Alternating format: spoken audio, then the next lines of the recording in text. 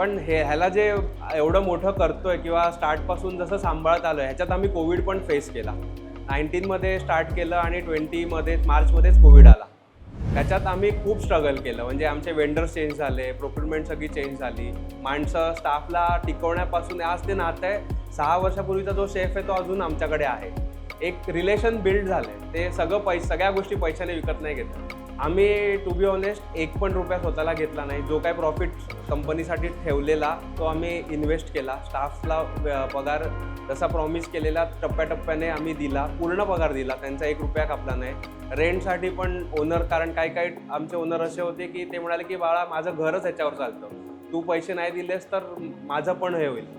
त्यांच्याकडून पण रिक्वेस्ट करून हाफ पैसे देऊन हळूहळू करून जसं हे झालं. आणि आय थिंक 15 दिवसांनी हे झालं की ऑनलाईन तुम्ही बिझनेस ओपन करू शकता.